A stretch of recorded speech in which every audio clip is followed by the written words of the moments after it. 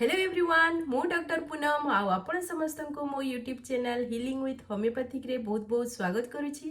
तो आज आम कथा हबा जो हेयर रिलेटेड प्रॉब्लम सब होछि ता पई गोटे आमे होम्योपैथिक हेयर ऑयल बनै की रेडी करबा जोटा कि प्राय सब प्रकार हेयर प्रॉब्लम रे बहुत ही बढ़िया काम करि थाए। तो आसंतु जानिबा को प्रॉब्लम रे आमे या को यूज करि परिबा और केमिति यूज करबा और केते दिन पर्यंत यूज करि परिबा।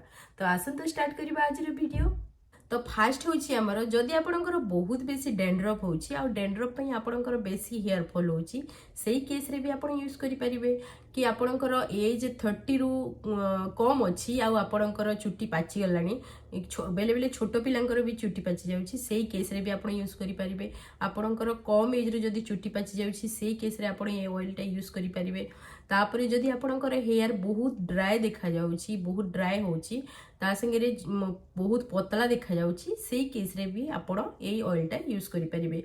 तापरे आपणकर जो दी मुहा छुट्टी हो जाए सेमिति जदि भी होची सेही केस रे भी आपण याकू यूज करि परिबे। नेक्स्ट होची हमर एंड्रोजेनिक एलोपेशिया केस रे भी हमें यूज करि परिबा कि आपणकर जो पेरेंटल हिस्ट्री थाए जोटा कि हमें हेरिडिटी कहि थाउ सेही केस रे भी आपण जो आपणकर पेरेंट माने फादर साइड रु कहार जदि चुट्टी झड़िबार सिम्पटम अच्छी कि आपणकर मदर साइड रू भी कहार चुट्टी झड़िबार माने सिम्पटम अच्छी आ आपणकर सेमती होची तो से केस रे भी आपण ए मेडिसिन टा यूज करि परिबे।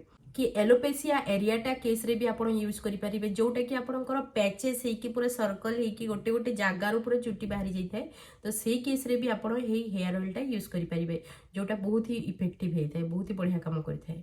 तो एबे आमे जानिबा को होम्योपैथिक मेडिसिन नै कि आमे ए हेयर ऑयल टा रेडी करि परिबा।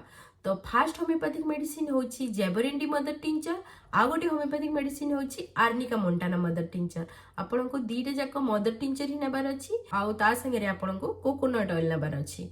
तो आपन कोन करिवे गोटे 100 ml रो बोतल नै आसीबे सेथिरे आपन कोन करिवे जेबोरेंडी मदर टिंचर 40 ml नियंतु ता संगे रे 40 ml कोकोनट ऑयल नियंतु आ ता संगे रे 20 ml arnica montana mother tincture नियंतु तीनोटी को भल से मिक्स कर दियंतु तापरे आपण यहाँ को यूज करि परिबे। आ हाँ फ्रेंड आपन को जो मेडिसिन ना सब कहले मु आपन को सेटा मेंशन कर देबी तो आपन को मेडिसिन नेबारे किछि असुविधा हबनी। तो एबे हमें जानिबा हेयर ऑयल टा केमिति यूज करिबा।